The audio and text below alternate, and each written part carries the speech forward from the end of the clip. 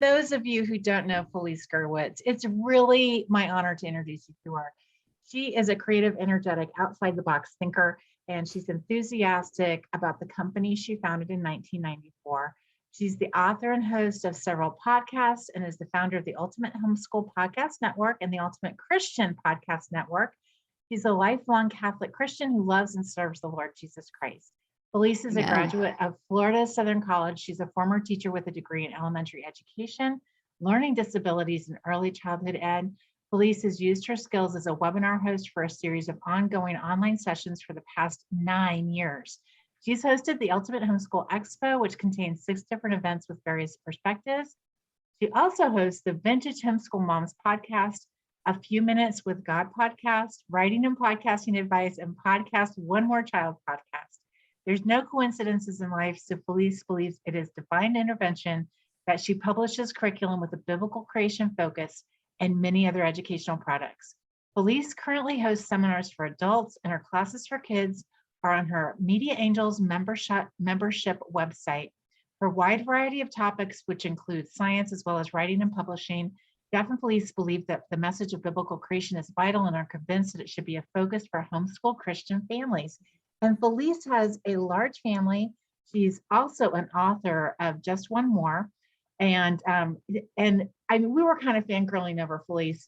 Several of us at True North are part of the Ultimate Homeschool Podcast Network. And honestly, every time I talk to you, Felice, I take notes and I go look up stuff afterwards. You just are such a wealth of just resources and information, such a creative thinker. So I'm super excited to have you here today. And I can't even remember what session this is. This is, it's giving kids time to think. Yeah. Giving kids time to think. So are you ready to jump in? I am. And I'm going to share my screen if I have that ability here. And I'm probably going to not share my little smiley face. I'm probably going to minimize this here. Let's see if I can do it. I'm not sure if I can here or not. Yep, I can. Okay, so let me get started. Thank you so much, Lisa. Oh my gosh, you guys always embarrass me when you talk. They used to introduce me at conference and I would go, which is exactly what I'm going to say right now. I don't really know that person they're talking about because it can't be me because I have so many things that I want to do. And as well as, if you want to know all my faults, come here, my family, they're the 5 I have children are adults now. And sometimes I get to hear what they did when they were supposed to be doing school or what they think I should have done differently in their homeschool journey. So that's always a fun topic to have with my children. So today I am going to talk about something that is kind of a weird topic, giving kids time to think. One of the interesting things I get from parents when I say that is, oh my gosh, my kids think too much and they think wrongly, or, we're just so busy, or a lot of different thoughts come to mind. And I've talked about this. This is almost like a soapbox topic that I've had throughout some of my podcasts. And I looked it up and I really couldn't find, it must be buried in there in the 400 and something podcasts I've done, but I really couldn't find just a podcast dedicated to this. So this is pretty much a fresh talk and I hope you'll enjoy it. And as Lisa said, I have quite the company. It started out with Media Angels in 1994. I started writing my first book and gave birth to my 3rd child in 95 as my family says you didn't plan very well, and there's been no planning with all of my children, and then subsequently had number 4 and number 5 while trying to launch a company. And so everything that I've done has really been a God thing. And so I just have to give him all the glory and all the honor, because especially when I started my business and having a baby and 2 high schoolers that I was trying to homeschool, because the difference in age is I had a 14-year-old and a 12-year-old when I had child number 3 and onward. And so there really wasn't a lot of opportunity to travel and speak. So one of the places I spoke was locally and also at the State Homeschool Convention, where I met Meredith Curtis, one of our other podcasters, and also one of the speakers today. And on the sessions.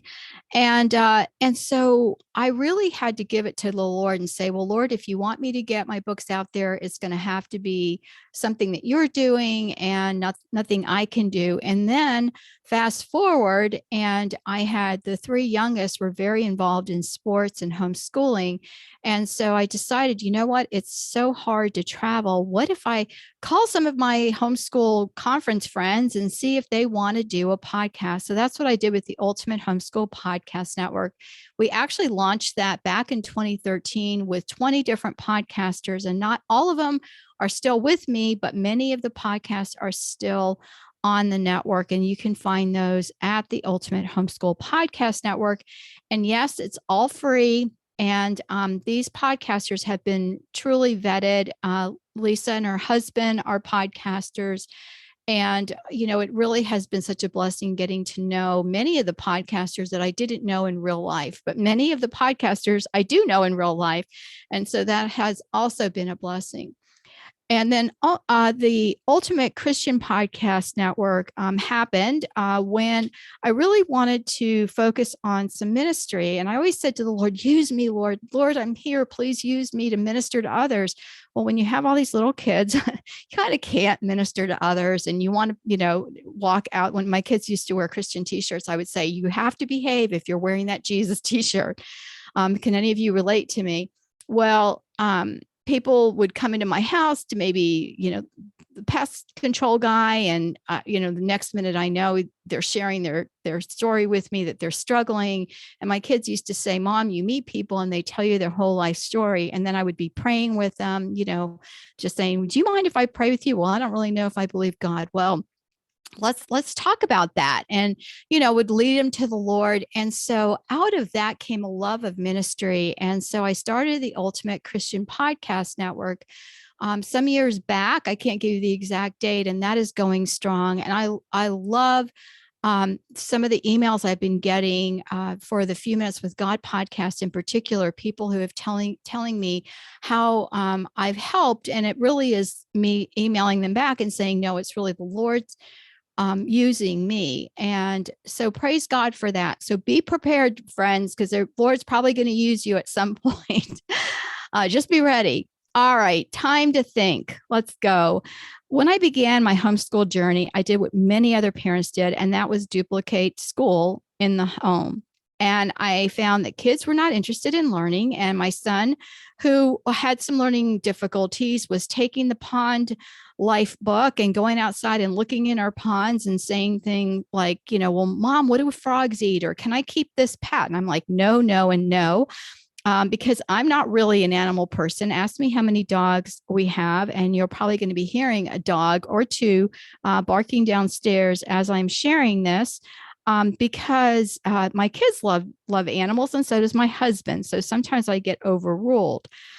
But before I realized that my kids were really not happy with my, homeschool curriculum, I started thinking back to when they were younger, and I was a mom who loved the hands-on stuff. So we would explore using soap bubbles and doing all kinds of things. And, oh, we're in the bathtub. Well, let's see what floats and sinks.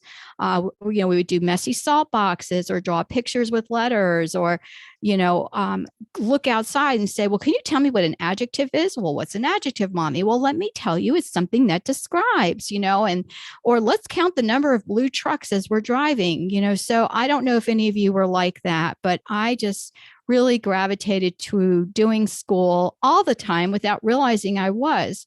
So what happened? Well, there was a thing called a scope and sequence. And when I met that scope and sequence, I was recalling my education days where, okay, your child's at this age and they have to learn this thing by this age.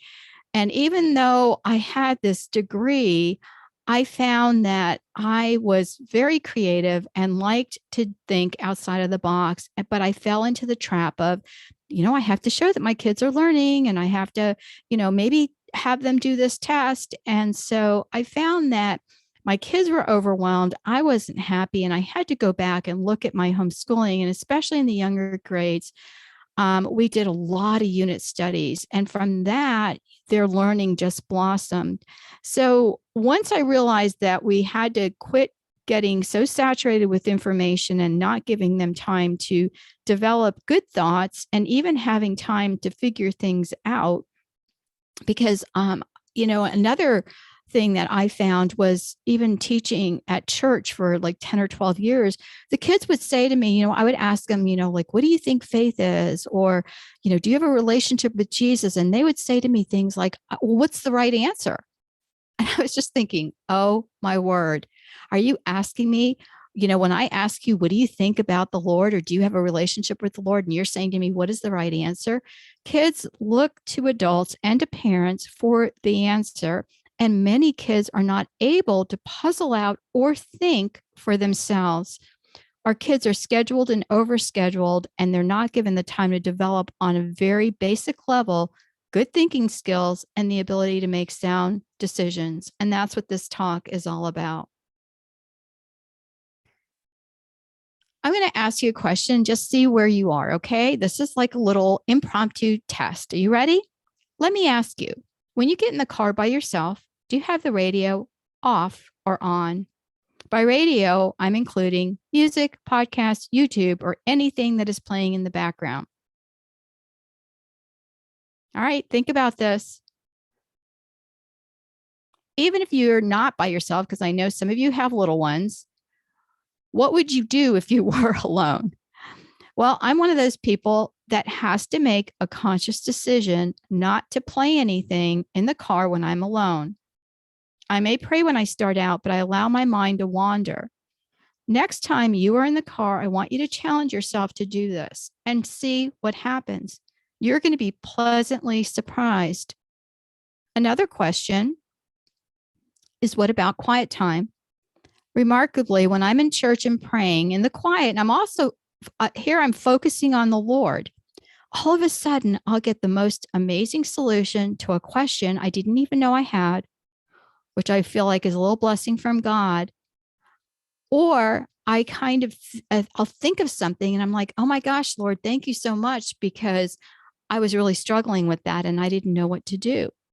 There's something about quiet and solitude that is a balm for the soul. And that is something that is difficult in our day, but so important. Many of us have quiet time to pray, right? You seek the scriptures and you may have that time to just pray and have a time of quiet. Well, I want you to think about that and think forward into your child's homeschool day. Because what does a typical day look like? Well, we have schoolwork, 3 to 5 hours, right? And then there's homework. And that usually doesn't mean a lot to homeschoolers, because it usually means that 3 to 5 hours is 6 to 10 hours because they've lost their book or they're not finishing their work. And then we want to be creative. Let's do a project. We did a lot of science fair projects. In fact, I have a book called Information in a Nut. That's another book on writing and publishing. But I have a book called Successful Science Fair Projects that actually made it into the library system because so many parents were asking for it. And so we did a lot of science fairs, and that took a lot of time. And so, when we had spare time, that's what we're working on. And then what about extracurricular activities? My first 2 children didn't do a whole lot because at that point in homeschooling, really the homeschool kids weren't allowed to do sports in the school systems or, really organized sports other than homeschool sports. So the next 3, well, the laws changed. And so I had some very gifted, talented sports children, did not take after their mother who trips on a step going down. That all comes from dad who played in college. And out of the 3 youngest, one is a coach, and that's actually 2 of them are coaches now, but 2 played on a collegiate level, very high level. And my one son is currently a coach. My daughter is currently a softball coach. And thank you, Lord, that a lot of those scholarships went to pay for education. But also there's sports, there's lessons, there's activities. And then we have what I call digital devices. I have this love-hate. I'm a techie, but I still have a calendar that I write into. And yes, I can do all the stuff. I can even hack code if I try really hard. But I always lose my cell phone because I'm not going to keep it. If I'm supposed to keep something with me, I am not going to do that. So my family teases me and says they're going to, bring back an in-home phone so that I can find my cell phone. And, there's tablets and computers and television and all of that stuff's great, but it takes our children's time away, doesn't it? So let me make a quick case, and I'm not going to spend a whole lot of time on it because I think so many times we spend a lot of time on why instead of giving you some hows. And so one of the things for why do we want to have time to think? It's because we want to have the ability to make good decisions. How do you make good decisions? Well, you give your kids some scenarios and you ask them questions. I have a series of planners that I gave away for free, and they're now available on the mediaangels.com websites under character planners. And in those planners, I have different character attributes for each planner, and I did them for 2 years. I actually had a whole nother year I could have done, but I decided to give myself a break and not write another third year, which I probably will go back to next year. But I gave the kids a lot of scenarios. If you're in this situation, what would you do? And they were to go through these character, thinking of the character quality. Let's say it was patience, or let's say it was, I can't even think of one now, but just think of a character quality, okay? Something maybe that your children could use more of. And so I did a whole scenario, several pages worth of different things that you could do with your family and questions you can ask, and the little ones can act it out, or the parents can go through it and, work with their children, and you'll be surprised. One of the things I asked my kids, not in the planner, but I remember asking my little ones, because I'd heard something that really upset me about, like a police officer that was not a police officer that pulled someone over, and it was someone in uniform in a plain car that turned out he was not who he said he was. And I thought, I'm going to ask my kids this question. And their little friend was over. And I said, hey guys, I said, what if a policeman drove up to the house and he said, your dad needs help down the street. Will you come with me? What would you do? Would you believe? And if you have little ones, please ask them this question. All the kids, all three of them, I think 3 or 4 of them that were sitting there, like 5, 6, maybe a 4-year-old, they were little. They all said, yes, we would go. And I said, really? Why would you go? Of course, I'm freaking out inside. And they said, because dad needs help. So I said to them, do you really think that if daddy needed help, that he would send a policeman to get you instead of calling you, or instead of calling mom? And they thought about it and they said, no. And I said, that's right.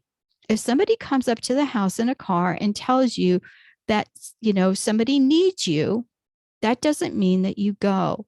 And it took some talking to them. And then I started coming up with all these different scenarios to make sure that my kids had the ability to make good decisions. It's more than just critical thinking. We have all those books and everything, and they're all great, but it's the ability to choose right from wrong, and having the time that the kids have time to be able to think through a situation.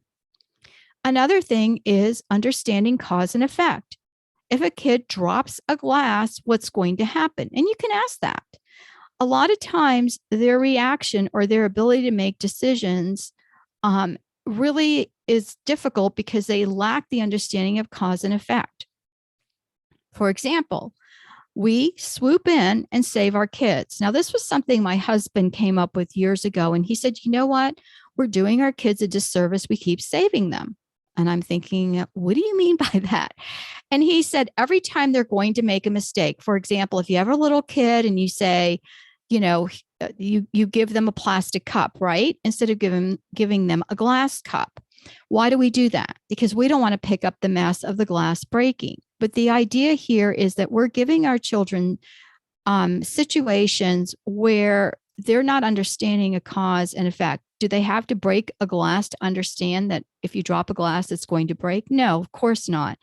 But we need to say to a child, let's say they spill milk at dinner or something happens.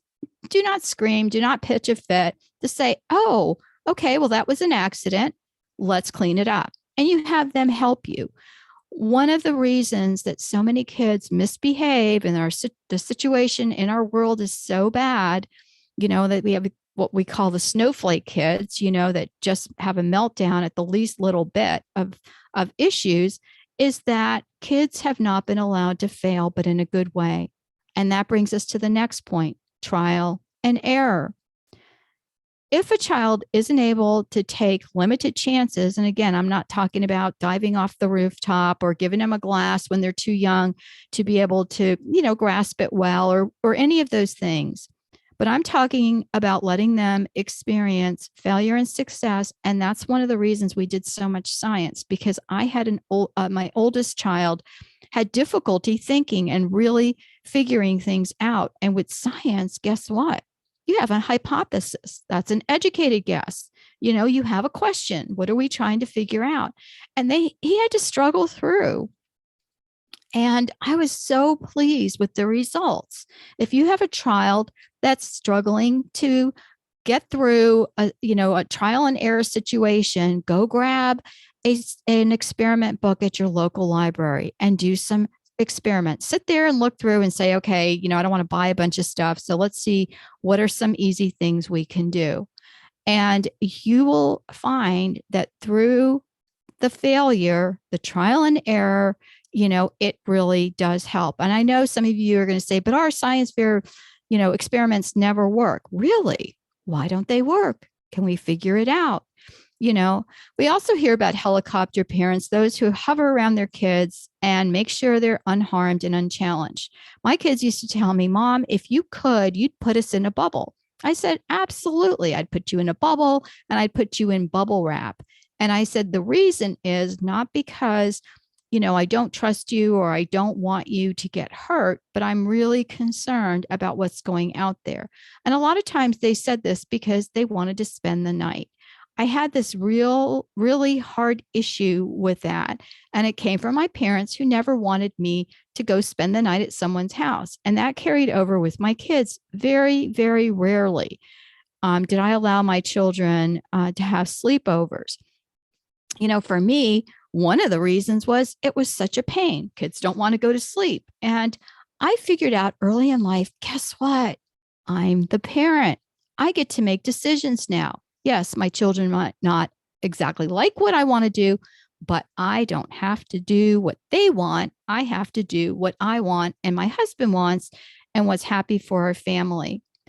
And giving your child the opportunity to try things such as baking or building will give them a sense of accomplishment, especially if you encourage them to try again if they are met with failure. The other thing is a safe environment. Another thing my wise husband would say, and I've always tried to get him on my podcast. You guys need to really pray because he's such a wealth of information. And I keep saying, let me interview you. And he's like, no way. But I can talk about what he says. But he always said to our kids, you know what? Home is safe. Here, you can come to us with anything. And our kids have come to us with some really hard things. But home should be the safest place a child can be. And in this way, we as parents should allow our children the opportunity to grow physically and mentally. And once again, it's important to encourage our kids to discover their options.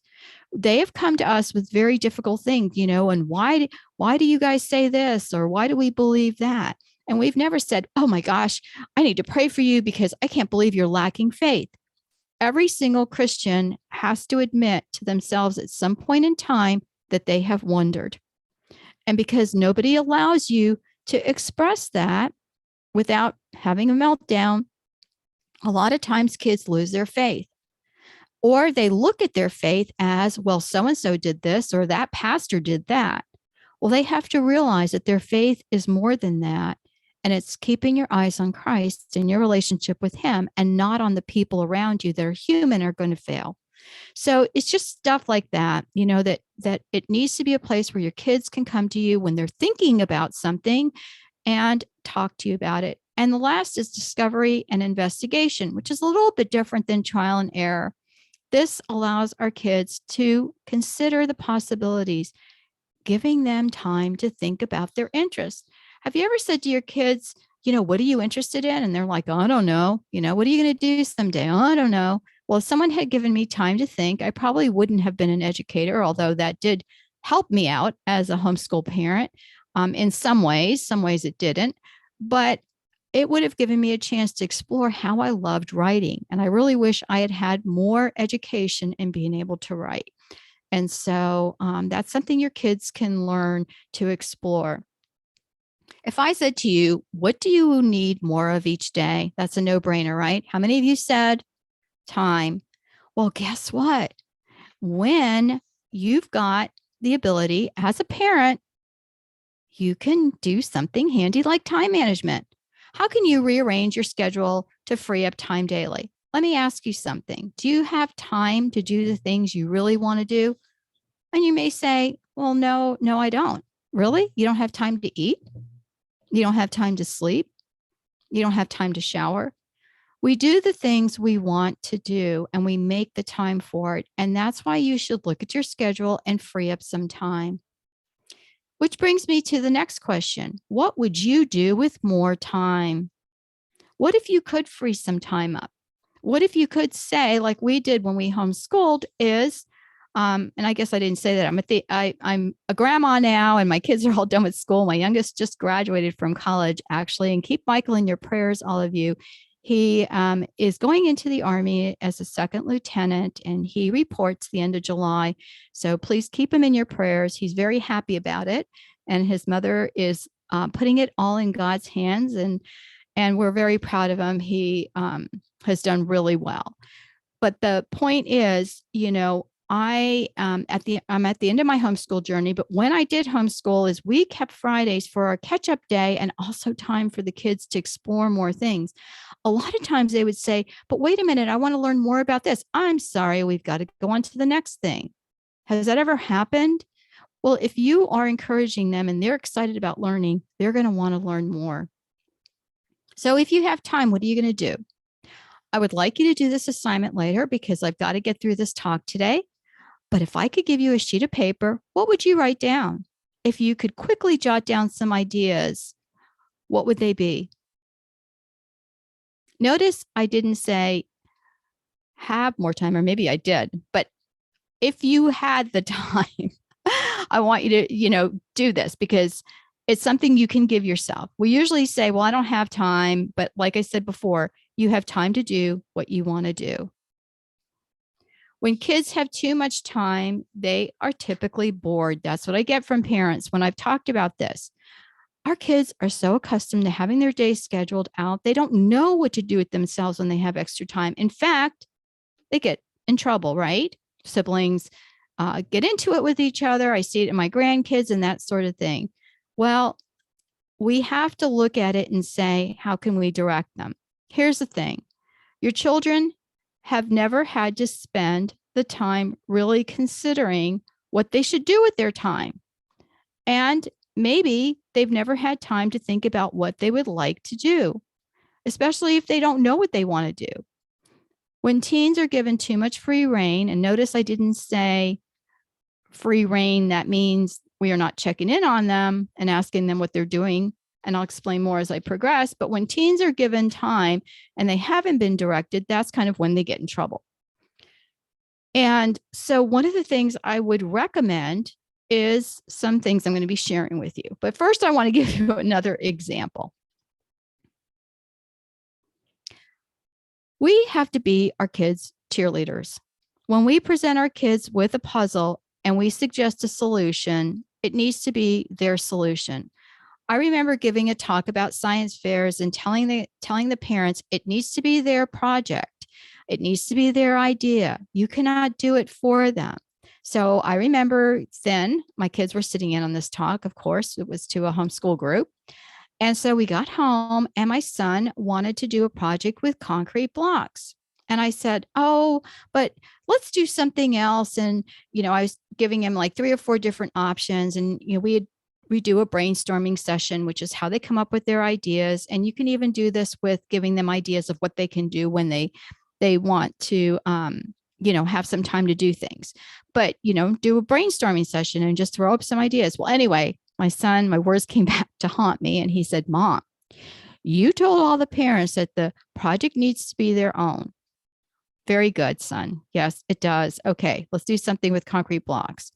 And so his science fair project, which I can't even believe I still remember, but I have a picture of him on my bulletin board in my office, where he is on a little step ladder and he's dropping concrete blocks because he wanted to know. The question was, at what height do concrete blocks break? Well, if you know anything about construction and concrete blocks, and my husband is a builder, so there's a lot of this kind of stuff around my house. And it doesn't take a very, very, large distance, but it was really interesting. So then he decided, well, I need to do it on different surfaces. Okay, so now we're thinking, so some surfaces, they're not going to break as quickly. So he ended up progressing through just playing around with concrete blocks and came up with a viable project. Sometimes our kids put us in uncomfortable positions when they quote us, but also we need to give them some options and encouragement, even if we're not really happy about it. Giving our kids time to explore doesn't mean you have to do it for them. Let's face it, as parents, we know it's easier to just do it ourselves rather than get our kids to do it, or in this case, giving our kids time to figure out what they should be doing. And this is what I want to show you, these two pictures, which is why these pictures are like, okay, what does organizing a shelf have to do with anything? If you look at this picture on the left and the picture on the right, we all as parents say, oh my gosh, the right side is so much better. But how many times have you looked at something that was a mess, such as your desk, and you've been able to find something right where you put it? Not that I am going to encourage anyone to have this left-hand side of the screen, but this is what I'm talking about. If you're presented with some options, we can do one of these things. We can assign the child to clean up, and then we have to deal with resistance in the form of complaining or maybe passive aggressive behavior. Number two, even if our kids do a job, it's probably not going to be as good as what we would do, right? So we have to drop our standards if we're going to let our kids do it themselves. Three, we can spend time training, mentoring, or helping our children, but that takes way too long, doesn't it? Then just say, oh, do it. Or once again, doing it ourselves. Or how about this fourth option? And that is to encourage them. And if they fail or it comes in somewhere in between, we can encourage and direct and be their mentor. We can train and disciple. If we can encourage our children, it will help them tremendously to realize their potential, whether they are actually doing something or just taking time to consider their options.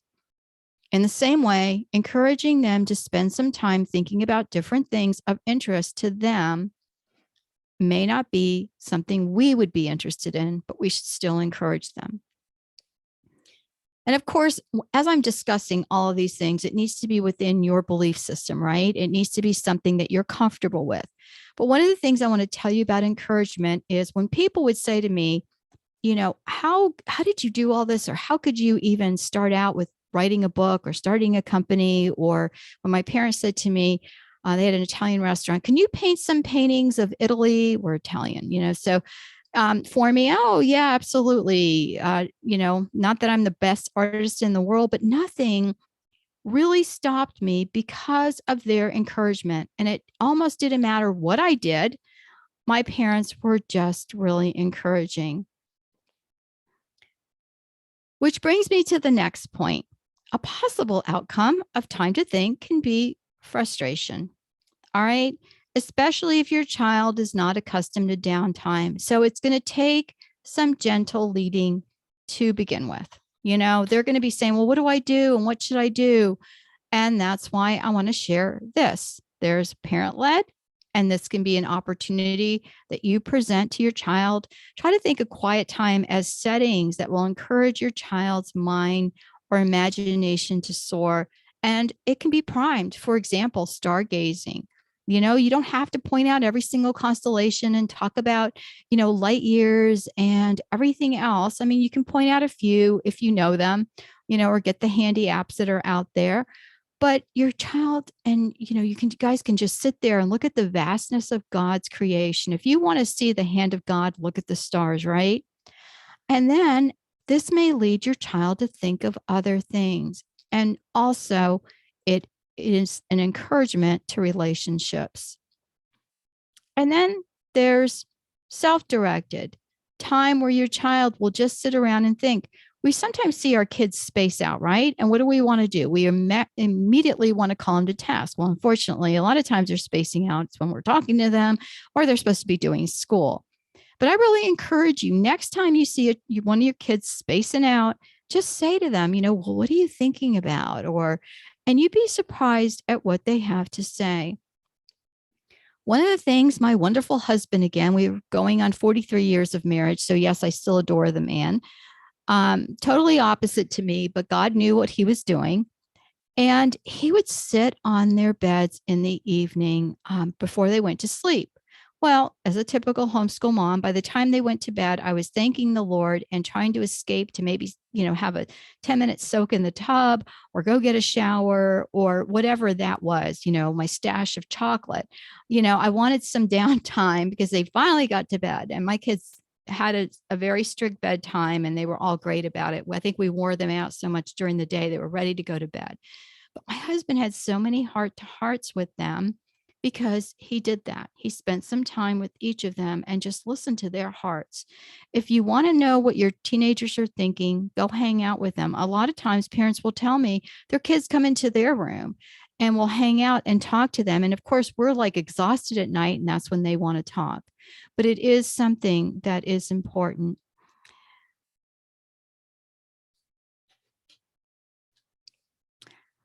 Also, this is another of my pet peeves, just like this topic is, and that is unplug. Now, when I say unplug, what does that mean to you?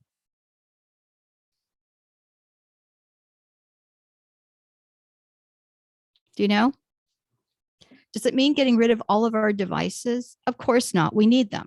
If I unplugged, I would not be giving you this presentation. I would not be using PowerPoint or a computer or any of the other wonderful things that we have. But our kids are inundated with digital devices that take their focus away from us. They are in imaginary worlds or games or connected with friends. Have you seen the couples that are out to dinner and they're on their phones? I really want to, like I've said to my husband, can I just go over there and just take their phones and say, you can have these after you're done eating? He goes, yeah, go for it. Of course I don't. But the best thing we can do is create parameters that fit your family and your philosophy. So in other words, we didn't allow any phones at dinner. Every once in a while, the phone would ring and my kids would say, Mom, it's dinner time, because your kids are really good at calling you on what you've told them. At least mine are. But within reason. Sometimes we'll say, can you look that up? And it's dinner time. And of course, they'll say something, but they get the message. There is no digital devices during our meals. It is time to be able to visit and to pray. Out of these two pictures, which do you like better? That one or that one? I feel like I'm at the eye doctor, right? Do you like A or B? Is B better than A? You're like so confused by the time you're done. If you're struggling or hitting a brick wall, for example, a child who's not happy to hear that their digital devices are going to be confiscated, think about this.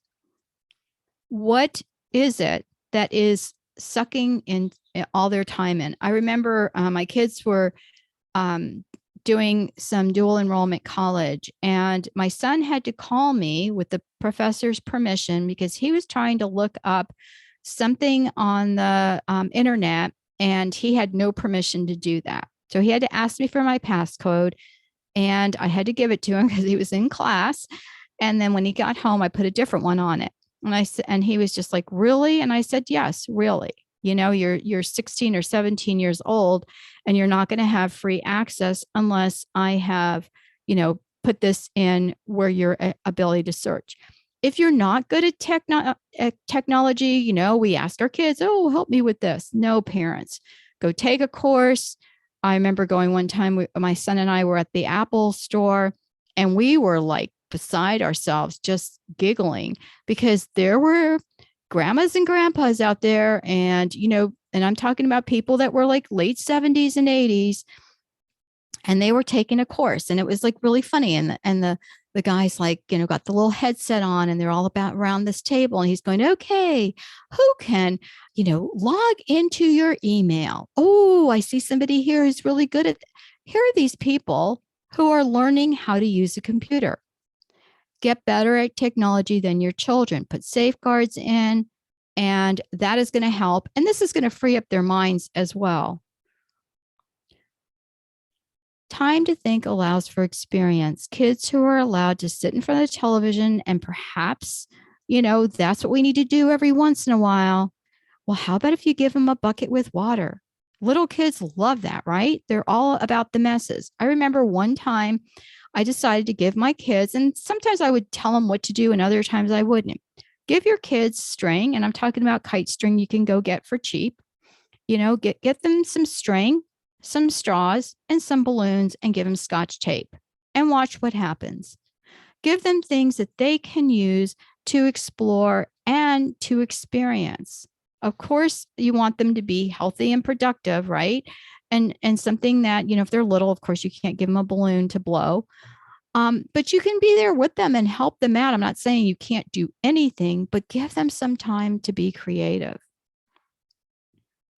We want to give our children the ability to make choices. If I had to pick one thing that is wonderful about thinking, it's that it helps your child to make the hard choices. Indecision comes from thinking there are too many things that could be right or expecting perfection. And some kids are afraid to make the wrong choice. My husband shared with me that when he was a kid, that was one of the reasons he had trouble making a decision, because he got reprimanded a lot and he was afraid it was going to be wrong. This can lead to having an underdeveloped sense of what you as a person want. Perhaps you have a child who asks, well, what do you think? And having the ability to make choices helps. Of course, you can tell them what you think, and then you can say to your child, well, what do you think? It also gives us opportunity to gently encourage our children. Given the choice of the orange and white dress to the left and the black striped dress to the right, I probably would pick neither. But you would say to your child, what do you think? Let's try it on. Some kids don't have the best fashion sense, and guess what? That's okay. I have to applaud my daughter, my second oldest, who has 8 little ones. She allows her children to actually wear mismatched things out. And some of the other siblings will try to, say, well, that doesn't match. Well, I like this orange shirt, and these are the only, blue shorts I could find. And they were fine with that. I was never that mom. I wish I could have been that mom more. But their kids have the ability to make a decision, and they're fine with it. And I think that helps your child's self-esteem and what they think about themselves. All choices are not created equal. Of course, if you're going to church, you're probably going to want to select things that match, which is one thing. In big families, there's a lot of white shirts going on and a lot of navy or solid colors, so it's easy for the kids to match their clothes. Selecting a color of a drinking cup is not the same as choosing to eat junk food over healthy options. One of the things I did not do was say to my little kids, do you want a blue cup or a red cup? Because that, while it's a good thing, right? They can make a decision and a choice, but what happens when the red cup is in the wash and they are insisting that they have to have the red cup? So that was one thing I learned early on. You know what? We're not going to do that anymore. And having your child fail or telling them no is okay. And making a wrong choice is sometimes helpful and sometimes it's not. A child can have a poor selection the next time. So I have to tell you the portobello mushroom story. My son and my daughter and my husband, the 2 oldest and my husband, went to a conference in Sarasota, which is about, hour and a half away. And I had just had my 3rd child, and it was a teen conference that was excellent, and the speakers were wonderful, and it was a parent event. So my husband went with them, and I was like so sad I couldn't go because I had really wanted to go. So my husband took the kids out to lunch in between when they had a break. And my son, wanted a burger and he liked mushrooms. And so he said, oh, this has portobello on it. And my husband said, son, that's a portobello mushroom sandwich. Oh, no, it's not. Nobody would eat a mushroom sandwich. There's a burger with it. And my husband said, well, ask the server. And of course, he didn't want to, and he was headstrong. And so he did not. And my husband allowed him to order the portobello mushroom sandwich. Now, this child likes to eat. Can you imagine when that portobello mushroom sandwich came out and there was no burger on it? Because number one, he insisted. Number two, he did not ask the server. And my husband was letting him suffer the consequences. If I had been there, I don't know that I would have, but my husband did. Guess what? Next time we talked to him about something or gave our opinion, he was more apt to say something. And to this day, we can say portobello mushroom, and he's just like, doesn't, he's a little bit irritated when he gets teased about that. But don't you think that the last 3 youngest kids have heard that story? Of course, because yes, it's important to make a decision. Yes, it's important to sometimes suffer from that decision, but it's also important to get counsel from your parents. Same thing with a child who eats too many sweets at a birthday party and is sick the next day. That just happened to one of my grandkids who wasn't able to come to the beach when we had a birthday celebration where we were having pizza out. We had a weekend away for my birthday, and she wasn't able to come because she had eaten too many sweets. So, you don't always want to allow your children to do that. And that was not by choice. Of course, my daughter just didn't notice. But now she said to me, I'm not going to eat that many sweets again, Grandma. I miss coming to have pizza out at the beach with you. And I said, yes, I know. I'm really sorry. So she learned. Time to be alone is important. There is something about having that time to just be alone with your thoughts. And, you've seen little kids who look outside when it's raining. What are they thinking? And, it's wonderful. And there's time to be with friends. Time to think includes alone time and time to be with your friends. And it allows our children the ability to socialize, but it's still okay to be alone. Remember the question I asked you earlier about the car? This is just one example of how we fill our time. And sometimes it's okay not to do that. And I'm going to show you that this is when I gave my kids time to think. Now, I have to share with you, I was shocked. I gave my kids time to think, and I could have been hosting one of my online expos or working on a book deadline or something. But I go outside, and this is what I see. Now, to the left, this is a little bit of a failed experiment. You can't really see it, but do you see how it didn't go all the way down? He made it too difficult for him to pull it down anyway. But my husband came home and helped him with that. Apparently, my kids found some wood in the yard, and we had studied fulcrums and catapults in our lesson. And the kids thought, well, I'm going to go do this. Of course, mom allowed them to do stuff like that. So here's another one. Now, this one actually worked. It's a really bad video of me taking it, and that's my little army boy now. That's when he was little. And as you can see, he's got one of my creation camp t-shirts on. We had a creation camp, like in-person camp, and we had a bunch of t-shirts made. I still have some of those hanging around, and now the grandkids wear them. But the boys both constructed homemade catapults, and some of them were successful and others not so much. And that was one of the things we allowed our kids to do, was to do some exploring. You need to challenge your kids and yourself. And that's what I pray, that you use this talk as a challenge for you and your children. Give yourself time alone with your thoughts. Try to avoid overscheduling and allow your child's thoughts and creativity to become unleashed. I appreciate your time, and I hope this talk has been beneficial. And I invite you to visit me at mediaangels.com. I am on social media, and you can email me at felice@mediaangels.com. It has been a blessing to be with you today. Felice, thank you so much. I want to just follow up on something that you said. Sure. You mentioned challenge yourself and your kids, and I do hear that all the time. I don't know if you do, but homeschool parents are like, how do you just keep homeschooling when you've homeschooled for so long? And I know your kid, you have a split between your kids. We have 16 years between our youngest and Yes. oldest. Yes, And I do. yeah, my big key is just keep challenging yourself as a homeschool teacher. Like, Right. don't make it all about the kids so much, because if you're excited about what you're learning and teaching, you're going to convey that to your kids. Right. And I'm going to tell you, I'm going to be honest here. Can we be honest? Yeah, let's do it. There was a time, and it's so funny because I really got tired of homeschooling, and I got tired of the homeschooling world. And for those of us who have homeschooled a long time, you know how it can be. You've got these parents who come up to you and tell you things that you don't really want to hear, like, well, what Ivy League school is your child going to? And I would say something like, well, I've got one child the one who did the catapult on the left, he's in construction with my husband and just bought his 20th trailer that he's going to fix up and sell for an amazing amount of money. He's just, that was what he wanted to do. And she pitched a fit and said, I've sat in on your talks, and how can you say that? And I said, because we have to allow our children to be themselves, and it took time to get there. And so I had to remove myself a little bit from the community and just go back to talking to my husband, because we have such a good relationship. I don't always like to hear what he has to say.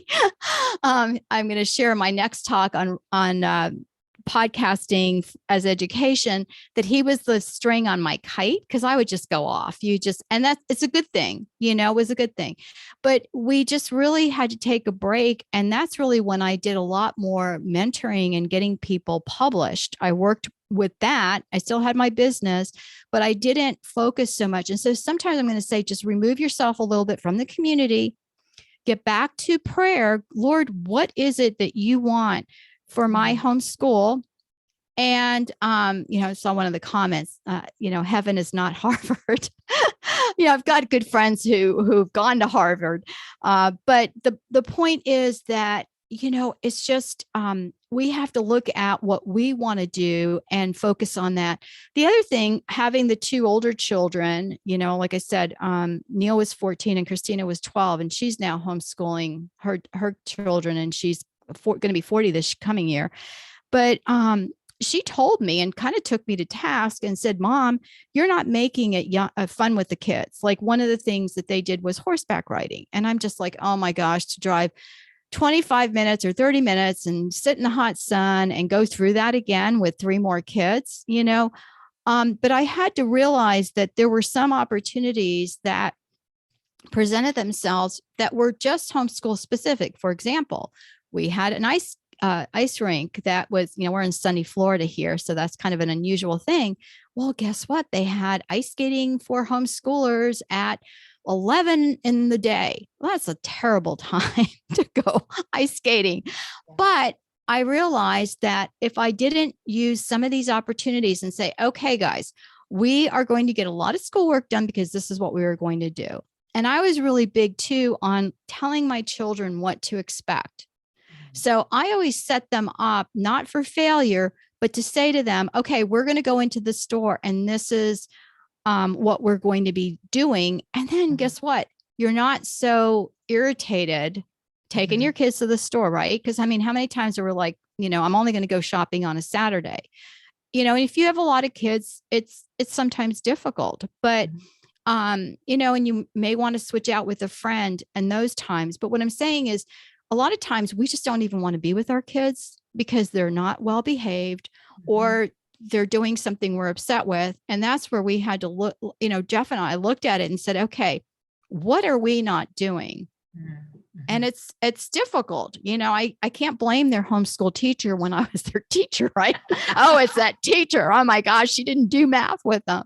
And believe me, my kids, I almost allowed them to talk to me, not disrespectfully, because I did call them on it, but almost too much, because I had my son, going into his sophomore year of college. This is my youngest. He decided that, or no, it was before he went to college. He decided that he had not learned enough in Algebra 2. So he said to me, can we get another curriculum so I can do it this summer before college? And as one of my friends said, what kind of weird child do you have? I liked chalk dust at that time. So I called him up and I said, okay, do I get an award from ordering from you the longest? And he goes, what is your name? And he looked me up in the computer. Apparently I had ordered with Christina and Neil. But, so I did get a discount on some curriculum. The point being that, my kid is going to tell me, basically, sorry, mom, you didn't do a good enough job here. I need something else. But I was okay with myself to say, yeah, maybe that book we used wasn't that great. Or, I was kind of confused about that. I mean, now there's wonderful schools like yours, Lisa, where you've got teachers there with the kids that can work with them. We didn't have that. We barely had internet when we started, Right. And there was so many fewer curriculums available. Like, oh yeah, it's blown up. Right. There is a really important question in the chat. How does a parent find the balance in completing the academic work, take Fridays off, and have time to do all the extra things, especially when a student does time management? I'm not sure, especially when a student doesn't manage time well, I think is what she means. Right. It sounds great, but is it really doable? So here's I'm going to give you a Felicism, right? You do not have to do every single problem in the book. If I did to begin with, and I was like, oh my gosh, we got to get through all this math problem. If they can show you that they have realized the concept, or they've got that concept, you can go on and not have to do all 50 problems. I'm okay with that. The other thing is, what is your goal? Because child number 3, the tall kid with the catapult, really should have had more hands-on classes. And, he ended up teaching himself a lot, but I made him do, a lot of very structured work that was not to his benefit until I realized, what? He likes to fish. I'm going to do oceanography because oceanography counts for science. And guess what? He kept running out of his room and saying, Mom, you need to stop this. The kids, the 2 younger siblings, they need to hear, because he was 5 years older than Michael and 3 years older than Anne. They need to hear this. And I would say, Nick, that's so great. Here's some sticky notes, mark them in your book. And when we were eating lunch, I would read it to them. I didn't have to get him to do that. Now, algebra was another thing. We used about 5 different algebra curriculums. And then I think we finally did like Math UC. And I was like, oh my gosh, you mean algebra is like a graph? Here I am. How many degrees do I have? And it was like, oh, now I can see it. And then he finally got it. So what I'm saying is that, it is the point I'm making here. Do you have to have this vast amount of time? No, you don't. But give the kids some downtime, 10 or 15 minutes a day, and just give them time to explore what they're interested in. And then also have some time to talk. We sometimes, when I started, I looked at my curriculum. Oh, I know what I'm doing. I've got all this background in education and blah, blah, blah. And my poor child was a struggling learner. And there was no way he was going to be able to do this. So then what did I do? Just got another same math book that same year. This book's not working. Let's buy this one. Same problem. And so I had to look at it and say, okay, why is it taking so long? And this is what I'm going to ask, the moms out there. Look at what's taking so long and see how you can streamline it. The other is things like history, language arts. One of the things we did was I said, and I don't know where you live, because it depends on where you live too, and some of your, legalities. But for a lot of high school stuff, guess what? We read C.S. Lewis and some of the greats. And I counted that as, world literature or, American literature for some of the authors that were, had things set in the US. And I picked out those books. And again, it didn't take as long.